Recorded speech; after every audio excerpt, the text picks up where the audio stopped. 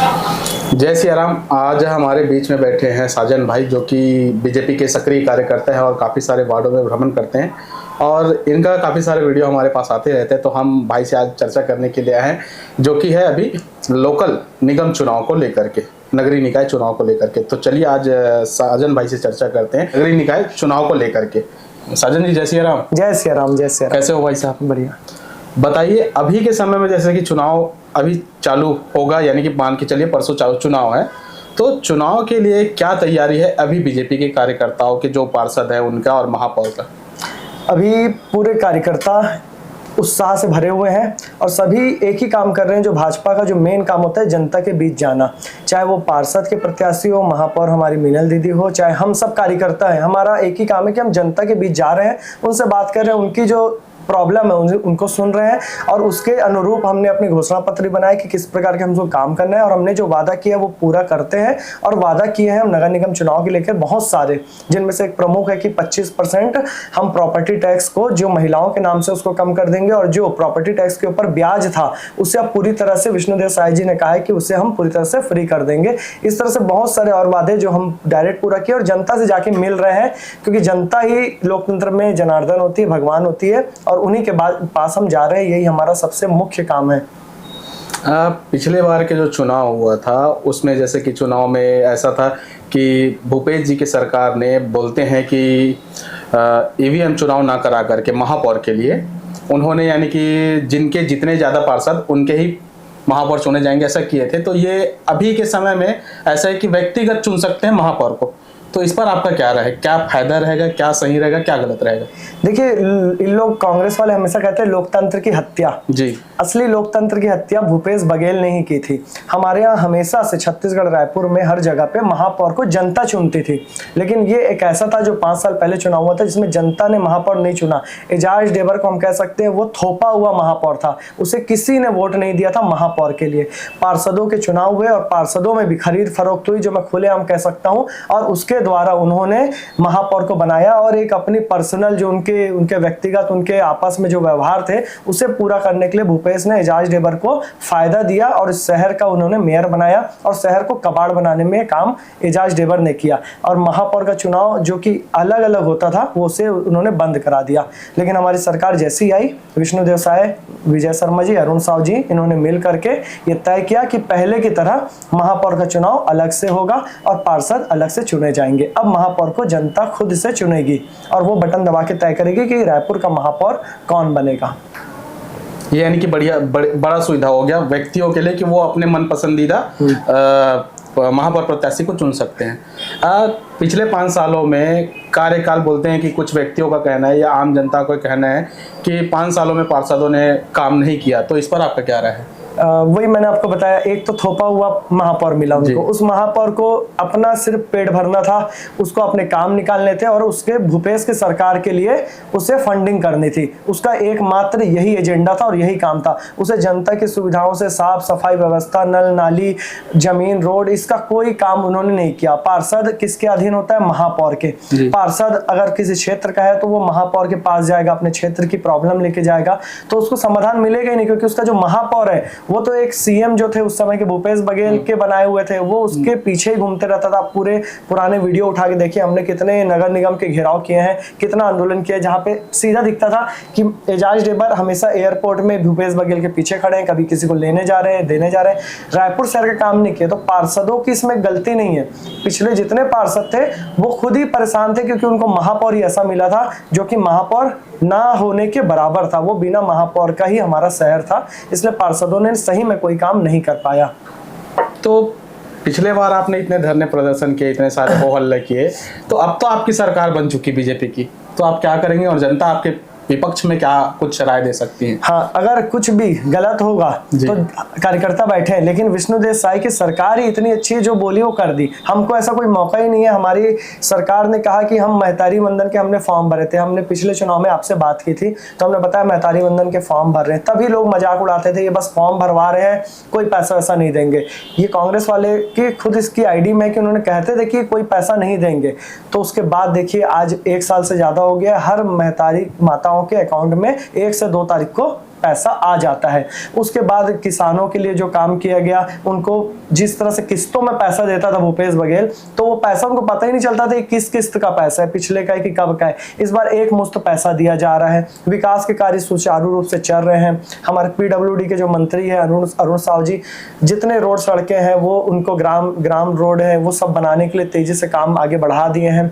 और जितने यहाँ पे चाकूबाजी कितनी घटनाएं होती थी उसके लिए विजय शर्मा जी पूरे के पूरे पुलिस प्रशासन को मुस्तैद कर दिए कि वो जाए और उस काम में लग जाए। तो अभी ऐसा कोई भी मुद्दा नहीं है। जो अभी विषय था नगर निगम में बहुत ही अव्यवस्था थी, अब उसको सुधारना है। यहाँ पे नगर निगम में हमें अपनी सरकार बनाने के बाद फिर वो चीज को भी सुचारू रूप से लाना है, ताकि 2 इंजन तो हमारे पास आ ही गए हैं, केंद्र में मोदी जी या विष्णुदेव साय, तीसरा इंजन है हमारा नगर निगम, ताकि जमीन तक वो चीजें पहुंच पाए। अभी कुछ समय से यानी कि काफ़ी सारे मीडिया में और काफ़ी सारे ऐसे छोटे छोटे व्लॉगर है जो भी है वो वीडियो बनाते रहते, कंटेंट के माध्यम से दिखाते रहते कि रायपुर शहर में मारपीट हो रहा है, चाकू हो रहा है, रेप हो रहा है। अभी हाल ही में एक गुड़िया का केस आया था जिसको एसिड से जला दिया था। तो ये सब केस बढ़ते दिखाए जा रहे हैं। तो ये केस और वो सब जो चल रहा है इस पर क्या है आपका? देखिए, दोनों समय में केस में एक ही अंतर है कि पहले अगर आरोपी के बारे में आपको पता भी नहीं चलता था ना आरोपी पकड़ाता था।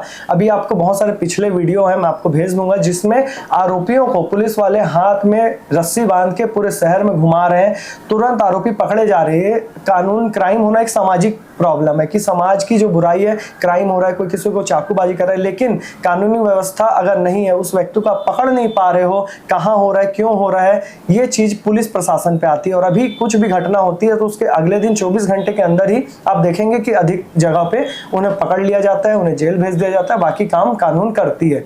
तो ये फर्क है कि भूपेश के समय में कम से कम ये इतना था कि उसको पकड़ ही नहीं पाते थे। आप उनको ढूंढिए कि कब कौन 6-6 महीने तक पता नहीं रहता था कहाँ किसने चाकूबाजी की घटना की है।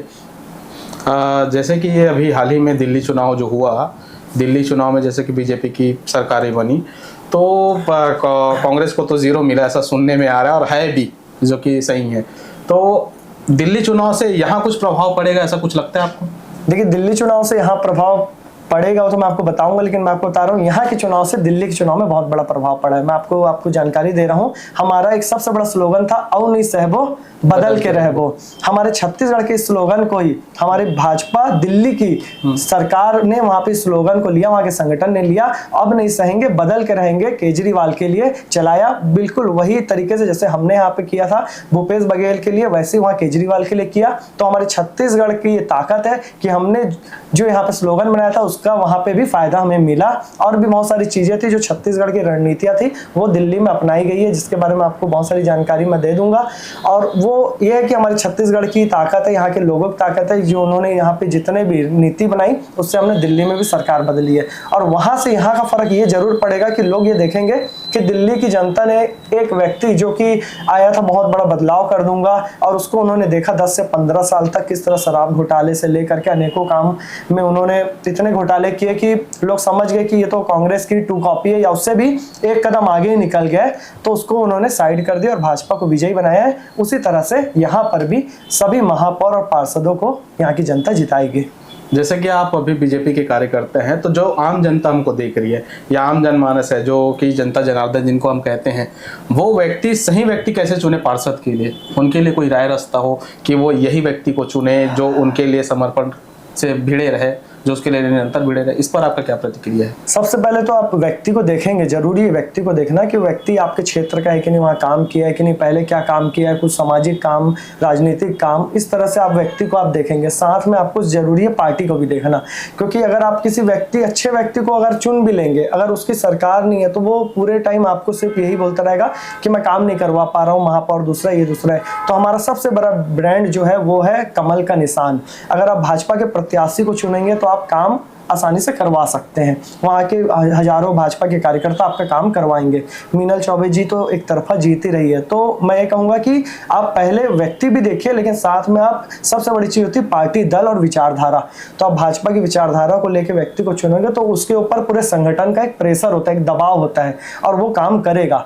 अगर आप किसी अन्य व्यक्ति को चुन लेंगे उदाहरण के लिए किसी निर्दलीय को चुन लेंगे तो व्यक्ति पूरे टाइम केवल और केवल बहाने बनाएगा, और कांग्रेस के व्यक्ति को चुन लेंगे तो वो यही कहेगा कि ना हमारी राज्य में सरकार है, ना हमारे नगर निगम में सरकार है। तो इसलिए अभी तो मैं कहूंगा कि आप जिनकी सरकार राज्य में उन्हीं के ही पार्षद और महापौर को चुने।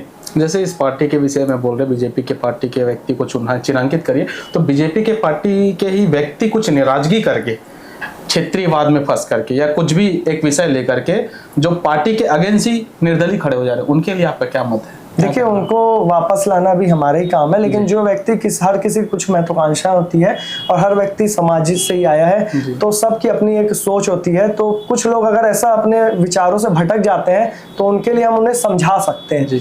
लोकतंत्र में सबके पास अपना मौलिक अधिकार है, उन्हें अगर लड़ना है वो लड़ के वो भी देख ले, उनको भी पता चल जाए समाज में उनकी कितनी वैल्यू है। वो बिल्कुल निर्दलीय लड़ रहे हैं, लेकिन हमारा संगठन के तौर पे हम ये कहेंगे कि वो ऐसा ना करे, संगठन का साथ दे, और अगर ऐसा कर भी लिया, गलती भी हो गई, तो भी वापस आने के भी बहुत सारे तरीके होते हैं, हम उन्हें वापस लाते हैं, ताकि सब हमारे समाज के हमारे ही लोग हैं, तो उनको भी लाना हमारा ही काम है। क्षेत्रीयवाद से क्या कुछ प्रभाव पड़ेगा इस बार के जो पार्षद चुनाव है उस पर?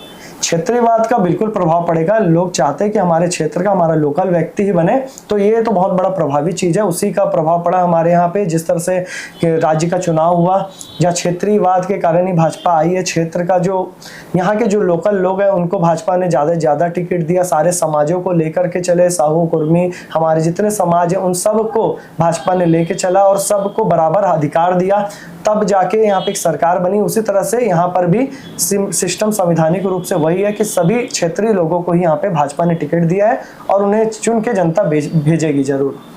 इस बार के चुनाव के लिए जनता को क्या आप मार्गदर्शन देंगे कि चुनाव के लिए कुछ खास उनको जो बता पाए? सबसे मुख्य चीज इस बार वही है कि पिछले 5 साल पहले जो नहीं था कि इस बार 2 बार बटन दबाने हैं। सीधा जनता को, कुछ लोगों को नहीं पता होगा कि पहले जाके आप कमल का निशान दबाएंगे महापौर के लिए, फिर उसके बाद एक बटन और आप दबाएंगे जिसमें पार्षद का बटन होगा, तब जाके वहाँ बीप की आवाज आएगी और वहाँ पे बैठे हुए हमारे जो कार्यकर्ता भी बैठते हैं और जो सरकारी अधिकारी भी बैठते हैं वो भी उस चीज के बारे में उनको बताएंगे। तो ये चीज आपको जानना बहुत जरूरी है कि वहाँ पे आपको इस बार 2 बार बटन दबाने, ऐसे नहीं कि एक ही बार दबा के आप आ गए। तो ये जानकारी सब लोगों को जानी चाहिए, जागरूकता जरूरी है। और बाकी हम लोग अपने क्षेत्रों में जाके लोगों से मिलके ये बात रख भी रहे हैं, ताकि आपके वीडियो भी लाखों लोग देखते हैं, तो उसके माध्यम से भी लोगों तक ये जानकारी जाएगी। साथ ही साथ मेरा एक प्रयत्न ये रहेगा कि आप नोटा का बटन ना दबाएं, क्योंकि इसमें सरकारी जो संपत्ति है ये व्यर्थ होती है और सरकारी संपत्ति अपनी ही संपत्ति है, तो इसे व्यर्थ ना करें। आप सही व्यक्ति चुने और अच्छे से ही वोट करें और अपना मत सही व्यक्ति को दें। तो भाई साहब, आपसे मिलकर बढ़िया लगा। अपन ये चाहते हैं कि आपके साथ और कुछ वार्डों में भ्रमण करें, तो अगले विषय को लेकर आपके साथ और किसी विषय में चिंतन के साथ बैठेंगे। बिल्कुल, मैं हमेशा तैयार हूँ। आपकी पूरी टीम को बहुत बहुत धन्यवाद। आप लोग बहुत अच्छा काम करते हो। बहुत सारे आपके वीडियो आते रहते हैं फेसबुक, इंस्टाग्राम, यूट्यूब के माध्यम से मैं आपके वीडियो देखता रहता हूँ। आप जो काम सनातन के लिए भी कर रहे हैं, समाज के लिए भी कर रहे हैं, और राजनीतिक क्षेत्र में भी जो काम कर रहे हैं, आप जो मीडिया क्षेत्र में काम कर रहे हैं, वो बहुत ही ज़्यादा अच्छे काम कर रहे हैं, जिसके द्वारा लोगों को जागरूकता मिल रही है। धन्यवाद भैया। जय श्री राम। जय श्री राम।